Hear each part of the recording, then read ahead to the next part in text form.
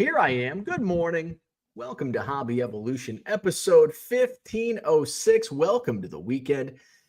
Happy Saturday. Going to do a little cooking with Beau today. A little cooking today. I prepped my rack of ribs yesterday. What a day yesterday. Wow.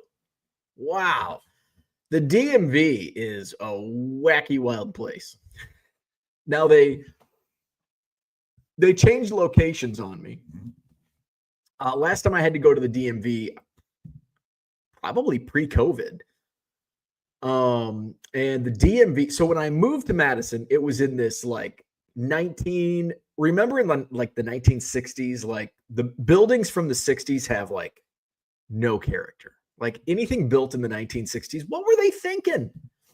Everything was just like a concrete jungle, just blah. And that's what the DMV was on the near west. I guess it's most people. If you're on the east side, you call it West Madison. And it's like, no, I'm in West Madison and I'm out in the cornfields. I call it near West Madison. So near West Madison, Hilldale, near Hilldale was the old DMV, which was in this like 1960s era bunker. Reminded me of high school. And then they moved it a couple years later. And maybe they were building the one, I don't know, but they moved it to like just down the street, like literally down the street from where I'm currently living, where I live now. And it was like, it was nice. It was small, but it was nice. But apparently it was only temporary. And then they built this new DMV down on South Park Street, which is kind of in a sketchy area. So I plug it into the GPS. I hate leaving our little circle, our little 2-mile, 3-mile circle. So I plug it into the GPS, South Park Street, DMV, or the address. And since it's new, it's not like loaded into the GPS in my car. So I'm going, and all of a sudden it's like, it's a drive and then do a U-turn. And I'm like, where in the hell is this? So I do a U-turn and it's like 0.3 miles ahead. And I get to a stoplight and it says, you are at your destination. And I'm like, I'm looking around. I'm like, there's a McDonald's. I'm like, I am not at my destination. So I go through and I go through the neighborhood and there's a sign that says fuck ice in the front yard. And I'm like, ooh, this is, I don't know. I don't like this neighborhood. Drive back around. And still don't see anything. So I pull in to this like shopping center area. Now, there's like no outside signage for the DMV on the main drag, which is Park Street. But there's like one of those giant signs where it has like all 32 stores that are within this area on a sign. So if you're driving by, it's like, you can't look at it. You can't, like, Jesus, that with the way the city of Madison is in their signage, like maybe you shouldn't, like one sign shouldn't have 32 is probably a exaggeration, but there's a lot of business. Like I didn't see it. So I pull in and I'm looking around and I see there's like a youth center and there's something else. I don't see it. I see it's like a security guard. And so I rolled the window. I'm like, excuse me, is the DMV around here? And she goes, yeah, it's right in front of you. I'm like, oh, haha. And I look ahead, there it is, DMV. I'm like, oh, fuck. So there it was. So remember yesterday I said I had to get my real ID. So yesterday I was saying that my wife was like, you need this, you need all of this. And I'm like, I'm pretty sure my passport will do. My socks are on sideways or something. Okay, there we go. And so I'm like, no, I'm pretty sure like my passport will do. And she's like, well, you better, there's no you don't have an address. So you need like proof of address. I'm like, okay, I'll bring a bill. So I brought a bill and my passport, figured that was enough. And then I got a photo ID, my old driver's license, current old driver's license. I'm like, that should be enough. Now, normally that would have been enough. However, I have my old address is on my driver's license. Another reason I had to go get my real ID. And it's cracked. So I had like multiple reasons to go to the DMV for a new license. So I get in, I'm like, wow, there's like hardly a line. I'm second in line. Great. I walk up. no time at all. I'm like, I need to get my real ID. And she's like, okay, do you have your driver's license? Here's my driver's license. And she's like, is the address current? I'm like, actually, no, I need to change my address. And she's like, okay, so I need two forms of ID with your driver. She's like, bill, blah, blah, blah. I'm like, okay, here's my passport and here's a bill. And she's like, do you have another form with your address on it? And I'm like, no. And she's like, well, you need 2 forms. I'm like, oh. It's like, well, she's like, are you Summit Credit Union is next door. She's like, are you a member of Summit Credit Union? I'm like, no. And she's like, okay, well, there's a library right across the parking lot. And she's like, you can print off a document. She's like, we don't accept screenshots, but you can print something off like PDF, whatever. I'm like, okay. She's like, or if you have something in your car. And I'm like, if you've ever seen my car, probably not, but my car is a giant disaster. And there's got to be something with my address in my car. So I'm going through and I find, I actually had a few things in my car. The first was, remember the Beloit auction? I'm like, this is going to come in handy. The Beloit auction that I purchased, the autographs, which 2 of them ended up being, or 3 of them ended up coming back questionable authenticity. And I'm like, well, that was a waste of fucking money, but it could have saved my ass from driving all the way home to get another bill. So I had the Beloit auction form receipt, and it does have my address on it. And then, but I'm like, I don't know if this will work. So my insurance card has my address, my name. So I'm like, perfect. So I used the car insurance card. It did work. So I was able to get right back in the line. By the time I sat down, the line was like 15 deep. I'm like, whew, good timing. But now I did have a little bit of strategy behind that. I didn't want to go first thing in the morning because the DMV is always packed, and probably especially on a Friday is always packed. I didn't want to go around lunchtime because people leave, people go early in the morning before work. People go during their lunch break, and people take off a little bit early especially on a Friday afternoon. So I'm like, I want to play the timing game. So I dropped Ernie off, and then I went like mid-morning. I wanted to come in after the morning rush and before the lunch rush, which ended up to my benefit. By the time I sat down, all of a sudden it was like that lunch rush or pre-lunch rush was starting to form. So filled out the paperwork I needed to fill out. I sit down, and it's just well, you've been to the DMV. You can picture what's going on. But there was this mom with 2 children, young children. One was a toddler. One was, I don't know, 6, 5, 6. I don't know ages on kids, but beyond toddler, but not yet whatever the next level is. And you can tell I don't have kids. And the toddler is just like screaming, and people are like, it's that awkward, like, everybody's thinking it, nobody's saying it. Like, shut your damn kid up. And I understand. Now, before you start typing in the chat, I know exactly what you're going to do. You're going to type, well, you don't have kids. You don't know how that mom is even more upset than you are. I know it. So save it. Don't type it in the chat. Don't comment. So, we're at that point where everybody's like, oh my God, this kid is screaming. I understand. The mom's pissed off too. I get it. Don't comment. So all of a sudden the mom loses her mind, and she goes over there and she like grabs the kid, and it's like, oh God damn. And you just wonder, like, if she's going to act like that in public, what's she do behind closed doors? Just drives me nuts. And anyway, so she goes and grabs him. And what did she say? She's like, we need to find your ass a rich old daddy. I'm like, interesting. Interesting. And so she goes up to the counter, and they're talking, and apparently whatever she needs to do at the DMV today is not going in her favor, because she is angry. She is upset. She's upset at her screaming toddler. She needs a rich ass daddy. And she like gets pissed off, and then she goes, "You're a fucking clown." And I'm like, there's a dad and a kid. Like, dad's probably my age, kid's probably 16, 18, I don't know. Probably 16, getting his driver's license. So they're like sitting in front of me. And I could see them like cracking up, and I cracked up. I'm like, whoa. She storms out. Fucking clown. Now, to her defense, the DMV guy, he might have been a fucking clown. She could have been right. So my number gets called, and I had to wait a little bit, but it wasn't terrible.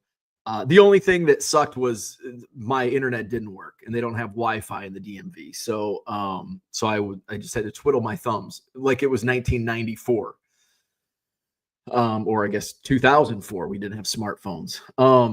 So I get up, do all the stuff, and which is like there really wasn't any. I had to take the little eye test, and then boom, gone. And then they print off like a paper ID, and then I guess they'll mail the real ID. So that was my fun. I needed to treat myself after that, and my credit card has like, you get like points back, or not points back, but like a percent off. Like you get cash back credit card. So and it's usually like 99 out of 100 things I don't use nor ever will use. But one of them was Nothing Bundt cakes. Have you ever had these? Oh my God. They are God's gift to dessert. Nothing Bundt cakes, like 10% back. I'm like, click. I'm gonna go have me a Nothing Bundt cake for breakfast some morning. So I'm like, this is a good day. I'm out running errands. I've got to go to the bank, deposit some cash, and I'm gonna hit up. There's a Nothing Bundt cakes not far from me, and so I go to Nothing Bundt cakes. Got me the confetti cake. Oh, it's so good. I've got half of it left. I'm gonna eat in a little bit, and then I'm like, I'm gonna get my wife something because that's the type of husband I am, and she's a big chocolate fan, chocolate chip. So I got her chocolate chip cookie. She's gonna enjoy hers for breakfast this morning, and she leaves for New Mexico this afternoon. So, and then I'm gonna grill some ribs. So that was my adventures in running errands. Was a wild time at the DMV. And then got some shipping done, and that's about it. Oh, I bought more bird feed, which I'm a little disappointed. The squirrels are enjoying it. The squirrels are enjoying it, but the birds, I haven't seen many birds hanging out at the bird feeders. So we're gonna hit on a couple of the chats, and then I'll just talk about cooking, and then we'll end the show, and then I'll get to do some shipping, and then I plan on sneaking in an eBay Live, maybe 12:30, 1 o'clock today. It's going to be another surprise pop-up, maybe 100, maybe 125 auctions this afternoon, depending on what time. If I get it going at 12:30, I'll probably do closer to 125, 130. If it's more closer to 1 o'clock, it's probably going to be 100. So it just kind of depends, because I want to be done by.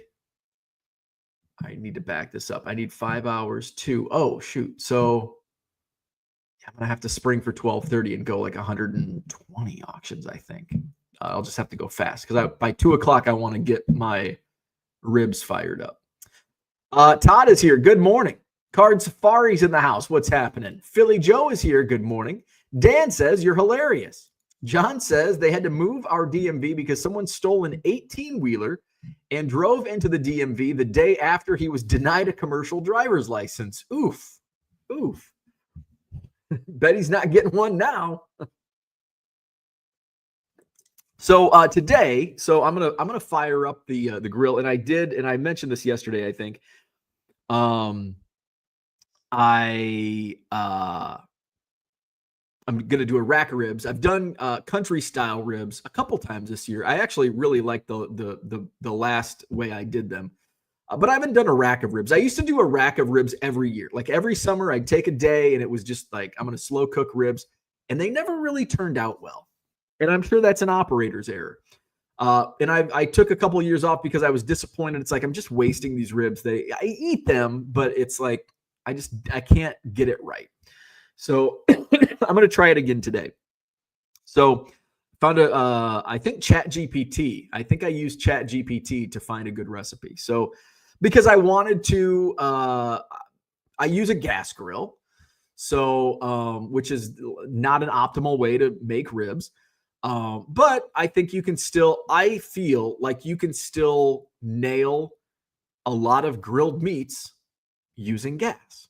It's just all how you prepare it and cook it. So, this one I did a dry rub, which I've never done a dry rub. So, I did have cumin, by the way. I had all of the spices in my spice cabinet. So I had the only issue I ran into, we don't have ground black pepper in the house. We only have black pepper, like peppercorn. So you have to grind it. Do you know how long it takes and how tired your arm gets grinding a tablespoon of black pepper? I need one of those like power grinders. I'm like, oh, and then like half of it's on the counter. So I'm just like scooping it off the counter, dropping it in the tablespoon. So it took forever. I looked ridiculous, but we got it done. So had all the spices. It was black pepper, salt, cumin, paprika, brown sugar, and garlic powder and onion powder. So that's my dry rub. Mix that up, rubbed it into the ribs, and I ended up rubbing it in last night. Put it in the fridge. So it did say recommended. The longer the better. So I'm like, okay. So it's going to be like 15 hours in the fridge. So that's a good overnight. Get that dry rub in, and then I will put some barbecue at the end. I'll put some barbecue sauce on just to get it caramelized. And I like my rack of ribs just dripping in barbecue sauce. So. We'll see how this dry rub. So I'm going to put these on the grill around 2:00 this afternoon, and of course cook them over indirect heat. I think it's just bone down for like 2 hours or something, 2.5 hours on 250 degrees indirect heat, and then I flip them? I think I might. Oh, no. For 2.5 hours. And then I wrap them in foil with, I need to get apple juice because I'm going to do apple juice in the foil and then cook that for an hour and a half and then finish them off for like 10 minutes to let that sauce get caramelized, everything caramelized. So that's what I'm going to do. I'll report back tomorrow morning, tell you how things went.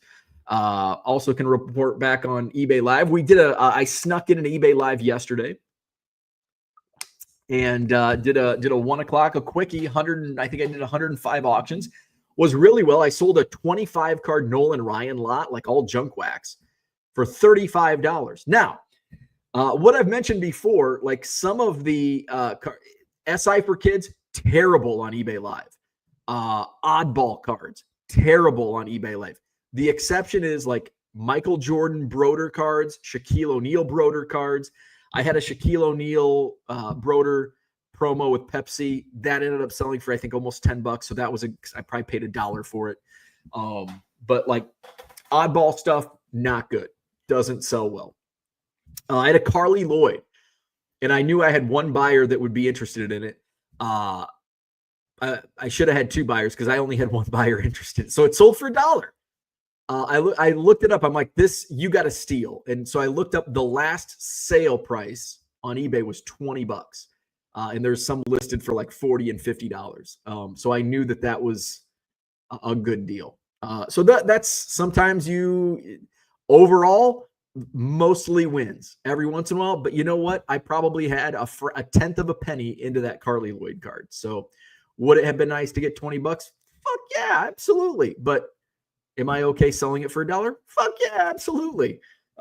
So yeah, everything went well. I did run some slabs. I got my slab order in the other day.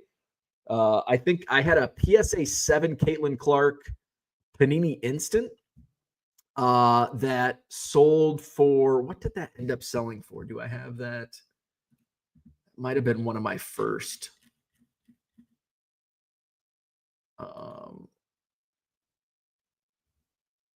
let's see, surprise fire sale. Now, eBay Live did they changed the live console for sellers, so we have a little bit more. I can see what's really cool is I can see who joins. Like in the past, up until yesterday, I only knew who was in the room based on the chat. So like obviously there's 50 people in the room and there's only 16 people chatting. Like I don't know who the lurkers are. So I can see like who's jumping in, which is really helpful because even if they don't chat, I know like, okay, well maybe this guy, maybe I'm looking to see who joined. Toasty Turbo. Maybe I know Toasty Turbo loves NASCAR cards. And it's like maybe on the off chance I have NASCAR, I can get it. Unfortunately, it's not showing me the like the winners of each auction. But if I see the price, I'm trying to find what that Caitlin Clark 7 went for. It might have went for $38. I think that sounds right. $38, which I paid 10. I think I paid 10 or 15. No, I'm paying 15 for the 9s. I think I paid $10 for that Caitlin Clark. Sold for 38. I've got a 9 that I'm going to list tomorrow night, Sunday singles. So it went well. I mean, for a pop-up show, like going into, so I had super low expectations going into compared to what I've been doing for eBay Live.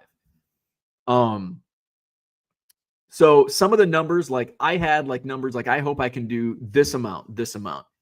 The amount I made yesterday with like zero promotion and putting the eBay Live up at the last minute, and I did about 2.5x what I would have like been really happy with at the beginning of this eBay Live journey. So that's the change in everything. It's wild. Merle says just lurking. There you go. Philly Joe says, how did your auction number thought work out if you used it? I did not use it. Jordan was in here yesterday and he's like, no, on Whatnot, you have him watch the replay. So that's what I'm going to do. I'm not going to spend any extra time on it. It's like, I feel like that should be a buyer's obligation. I feel that, and I'm not saying that from a selling standpoint. I'm saying that from a buying standpoint too. Like I take ownership of what I'm buying. When I go into a break, like I know, okay, I'm buying the Cubs. If I choose to watch the break, sometimes I don't, like, but that's on me. Like I'm not gonna say, hey, I'm not gonna message the buyer, hey, in that break, what was pulled? And I never even thought of it from that standpoint. When you buy into a break, the buyer doesn't ask the seller. I'm sure it happens, but the seller's not going back to track, well, you bought this, and this, or this is what you pulled. Breakers aren't doing that. So no, I'm not going to waste my time doing that. So no, I did not use it. Todd says, good luck with the live sale. I'll be checking it out. Awesome. You missed the cooking tips, but tomorrow I'll review. So yeah, a great eBay Live yesterday. My sales numbers, my net sales year to date or year over year are up 126%, which has kind of been, that's kind of been the number here. Although I know why I'm treading. It's like all of a sudden I'm growing like 3%. It was like I was growing 3% a day on net sales. And now over the last few days, it hasn't grown that much. It's like kind of stagnant. And now I know why. You know what happened a year ago? It was the estate sale. I think the estate sale was the second week in June. So I bet a lot of those early sales from the estate sale are coming up because I did really well. Now we can compare this month to the same period last year.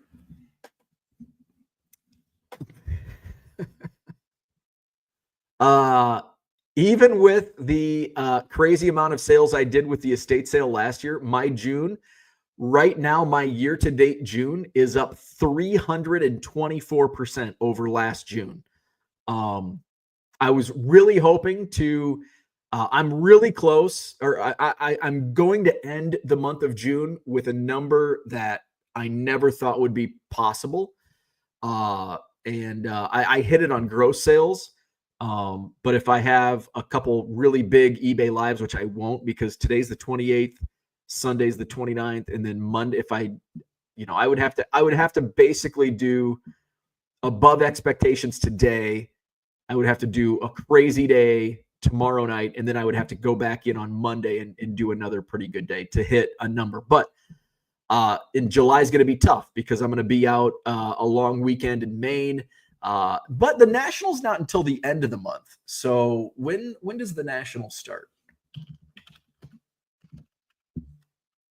I think it's like the very end, July 30th. So, I'm only missing out on a couple days. I won't do a live on the 29th because the next day I'll be leaving first thing in the morning. So, and maybe not even the 28th. That's going to be tough. I will have to do a Sunday singles though, because that's Madison Card Show weekend right before the show. So July will be tough because there's going to be about a week to 10 days where I'm going to be unable to do eBay live. So, yeah. So July, I mean, in reality, now that I know what I can do on eBay live, I know I can hit that number even in a short month like July.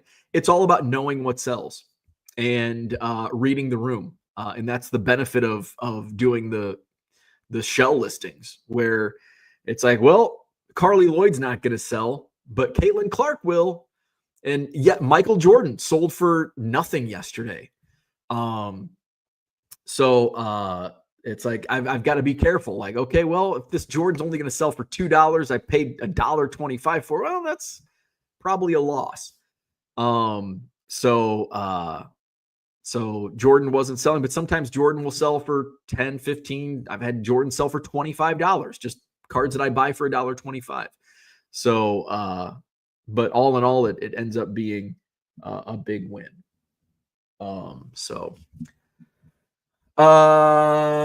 Let's see. Merle says, shouldn't this episode be shot in the kitchen? Merle says, this is a reminder to order eBay supplies. There you go. I ended up I did order supplies yesterday. I ordered my coupons, my eBay coupon supplies about a month ago. I get the larger bubble mailers that I use for the coupon, and then I'll buy the smaller bubble mailers in bulk from Supply Hut. So I actually put for the first time I bought boxes because I'm using boxes. I'm selling so many slabs that I'm shipping in boxes a lot more. So I ordered a whole bunch of boxes. What size boxes did I buy? I don't have that window up. 8 by 3 by 2, 8 by 4 by 2. So I bought boxes and then my double zeros, I think, bubble mailers. So I'm running low, like dangerously low. So hopefully they're fast shippers because I'll probably today I'll go through the rest of my small bubble mailers, but I still have my eBay larger bubble mailers that I'll just use fold in half. And I'll be able to use those. So I should have enough just to get me through. And if they're fast on shipping, we'll see. eBay, I mean, you can order your supplies right now and they'll be like on your door Monday morning. It's crazy how fast they are. Crazy. Let's see. Merle says, speaking of the Nationals, Washington, are you thinking of doing an eBay live from the singles club? No, I will not do an eBay live from the singles club just because the noise, the internet connection would be a disaster. But I will do an eBay live from my hotel room with what I buy from the singles club. So I'll do an eBay live on probably Thursday night. I want to get at least one in. It's probably only going to be one because Wednesday night's a late night. Friday night is Friday's Cubs game.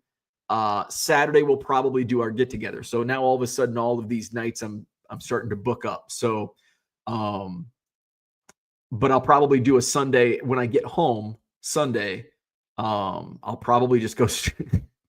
Hi, honey, I'm going down to do eBay Live. No, won't be doing it from the Singles Club, but I will be doing it from the hotel with purchases from the Singles Club. Todd says, if there was any doubt, I think you made the right choice to sell cards full time. Your success is impressive. Thank you. That was the plan. Like, I didn't go into it like this is like, there is no plan B. Like, if it didn't work, I don't know what if selling cards full time would not have worked. I don't know what I would do. I have no idea. Maybe I would go into real estate and latch onto my wife's team. I honestly don't know. I certainly wasn't going to go back into transportation. Wasn't going to go back into radio. So it had to work because I had no plan B. But also, I think in a lot of cases, not having a plan B is the smartest thing you can do because it puts your entire focus on plan A and you don't take shortcuts and like you grind because it's got to work. If it doesn't work, I don't know what's going to happen. So not having a plan B is the best plan of action, in my opinion. Some people will disagree. Some people will agree. Dan says, just sold some junk wax rookies in a Facebook group. I think I saw that. That was a hell of a deal. There's a Randy Johnson, some Gary Sheffields. That was a good deal. John Smoltz. Red Light 34. What's going on? Good morning. I'm going to do one this afternoon, probably 12. I'm going to aim for 12:30 Central Time this afternoon. It'll be a short one like yesterday. It'll be like 100 auctions because I want to hit the grill by 2. So yesterday was 105 auctions, and it was like right at 90 minutes. So I think if I can do 105 and just do turbo speed, although I did quite a few extended auctions yesterday, but the extended auctions also tend to bring in, well, it's also what I'm selling, lead to more money. But sometimes it's dangerous if you're running a higher value card on sudden death in 10 seconds. If people are waiting, it's like, well, it might only sell for $7 and it could go for 25 on extended. Dan says, I remember when Beau complained about his job before going full time. That was always fun. Oh my God. I hated my job. I hated it. And I did it for almost 8 years. Oh, but I have no regrets. I was having a conversation with my first like real boss when I worked at the IGA. We were talking at Anawan Fun Days, and he just retired, and he was talking about how, because he closed, it's hard to believe he's of retirement age now. We're all getting older. But he talked about how hard of a decision it was for him to close the store. It's a small town, no stoplights in our town, 800 population. Amazon, I mean, in the 90s, it was like we're competing with Walmart. Everybody's going to Walmart to get their groceries because the super center opened up. So it was always Walmart now it's Amazon, and everything else you can order and it's on your door in 2 days. In Anawan, it's probably 2 days. In bigger cities, it's a day, sometimes day of.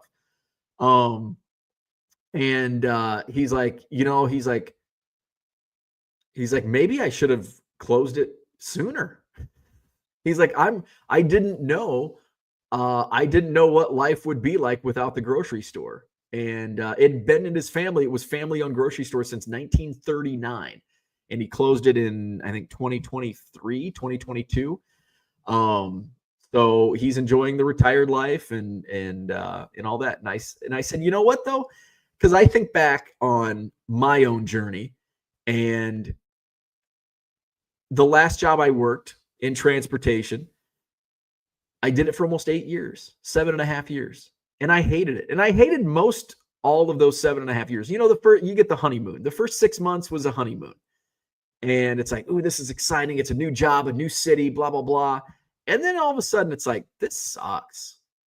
I'm not, even though I spend most of my time in the basement, I have the flexibility to go to the DMV whenever I want, go get a haircut, go to Target, Walmart, Costco, the post office.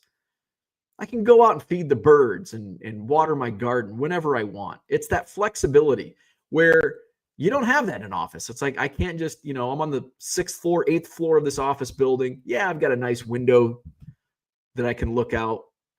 But even though I hated most of that 7.5 years, I wouldn't do anything different because the timing wasn't right. And now, all things being equal, yeah. I mean, if I could guarantee the same results going back 7.5, 6.5, 5 years, then yes. But that's not the case. It's all about timing. Everything about the decisions I made, I got lucky on timing. Yeah, we make our own luck.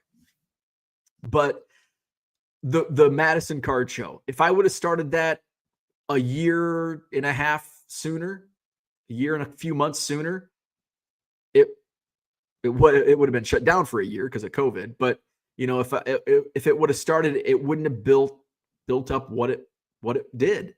If I would have waited a few months, it would have been too late. It was just that perfect timing because the first show, we still had COVID regulations. We had to have masks and sanitizer at each entrance. We had to do social distancing. We could only have 250 people in the room, which was no problem at that first show. So it was just timing. And then my decision, I was still working my job at that when we started the card show.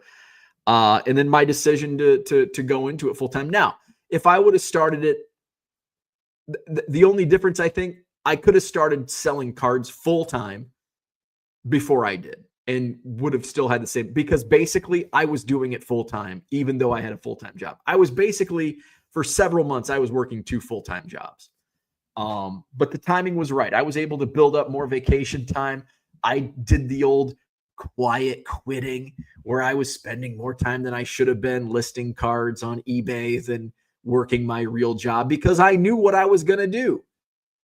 And I was getting a free paycheck and more vacation time that I cashed out at the end, and was just able to put that in account and sock it away.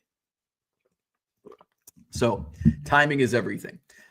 Dan says, honest, I had thought about making an animated GIF by screen grabbing your image from your first 200 to 300 shows, but never did it. That would be fun. Cooter says, a plan B means you are not fully committed. Yes, absolutely. Dan says, I should have asked $20 for that lot, but I did just get $5 more from the buyer for a couple 85 Clemens, Davis, Ripken. Nice. That's why Cortez burned his ships. Dan says, I spent like 10 years of my life processing medical claims for insurance companies. That was such a waste. Never enjoyed it. Took it out of college and didn't try hard enough to do something else. And the other thing is, you think about what you did and what I did, but we wouldn't be where we're at without it. Say I hated my job, but I wasn't, I tried. I wouldn't say I tried. I didn't try very hard. I attempted to see what selling cards full-time would be like on a part-time basis, and I failed miserably. It just didn't work, but I didn't have the right plan, and the timing wasn't right. It was 2016. We didn't even have the uptick in 18 that we saw. 2018 was all of a sudden the hobby just took off, and then of course it blew up and went parabolic in 2020. It's like there's no way I can do this. Like, I can barely do this part-time and make money. But I didn't know what I was doing. The market was way soft. I was about to take the real estate exam. I bought all the books. I was taking the courses. I got all the way to the final step to take the test. I had a lot going on, and this would have been 2016. My dad was sick with cancer. We were engaged and planning a wedding. It was just, I just had, with my dad being sick and dying, that, took a lot out of me, mentally. So I was not mentally prepared to take that test. And I didn't want to go into it with all this other stuff going on in the background because I probably wouldn't have. It's pretty easy. The real estate exam is pretty easy, but I didn't want to take that risk. And I'm glad I didn't.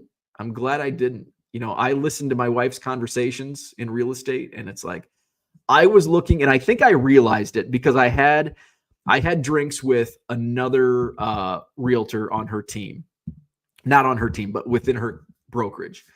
And because I didn't want to work, her mom was still, my mother-in-law was still, full time. And, my mother-in-law said, I don't want you to work for me because you will hate me.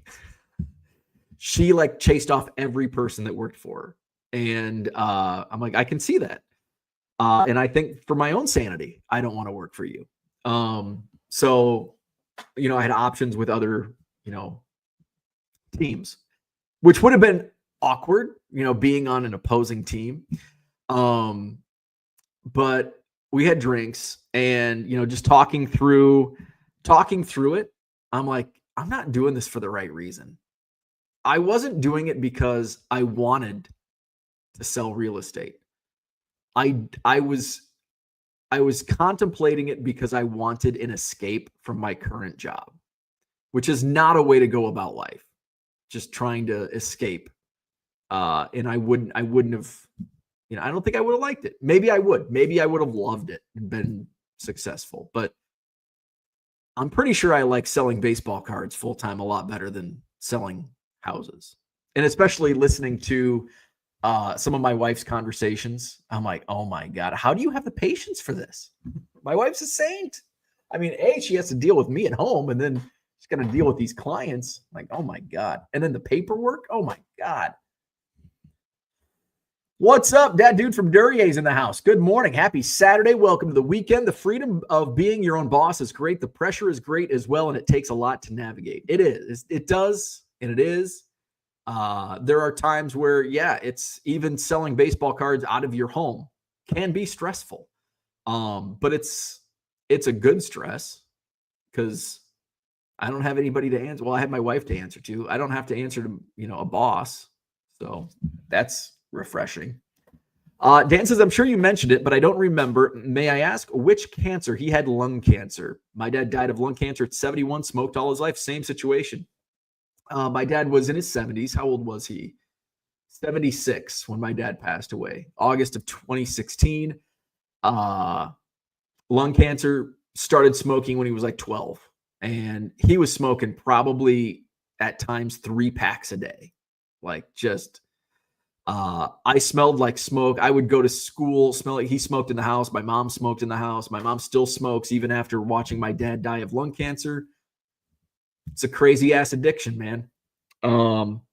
So I've never smoked a cigarette in my life. Never taken a puff because of that, because of my parents both being heavy smokers. I hated the smell of smoke. Now I've dabbled in a little funny cigarette from time to time, but I've never smoked in a cigarette. But smoked all his life. I'd go to school smelling like smoke just from secondhand smoke in the house. People thought, do you smoke? Especially when you get like to junior high, like, do you smoke? People ask me for a light. Like, hey, do you got a light? I'm like, no. They're like, well, you don't smoke? I'm like, no. Well, you smell like smoke? I'm like, well, yeah, because my parents smoke like chimneys. Mike Petty, what's going on? I was fired from all 15 of my job before I went into business for myself. I wish I could fire myself now too. Cardboard is here. Good morning. Working with family is tough. I've done it for 35 years. Yeah, I don't think, especially my mother-in-law, it would have been tough. It's nice to keep that family life, that family work balance separated. Smoking is nasty. I agree 100%. I hate, like, my mom, to her credit, she's tried, and she's quit from time to time. And she tries to like avoid smoking in the house, but sometimes like it's too cold. It's like, God damn. Florida baseball card dude, good morning. So that's what I had for today. I'll sneak in an eBay live this afternoon. I'm going to aim for 12:30 so I can get done at a reasonable time today, so I can throw that rack of ribs on the grill. So join me at 12:30 on eBay live. And then tomorrow night, I do have a live scheduled for 7 p.m. Sunday night singles. So join me then. Excuse me, I'm belching on you. I've got a whole look at this. Look at this. Look at all these slabs. Who would have thought? Who would have thought? Look at all those slabs. So we'll be throwing some slabs up on Sunday night. Red Light says, see at the live. UFC tonight. Oh, nice. Who's fighting tonight? I don't even know UFC anymore. All right. Hit the like button. Subscribe to the channel. See me on eBay Live today, 12:30-ish Central Time. I think I'm just going to bite the bullet, say 12:30, and get that scheduled up. All right. Have a great day. Have a great weekend. I'll be back tomorrow morning here on Hobby Evolution, and I'll review my ribs. I'll review the ribs. All right. Have a great one. See you tomorrow or today.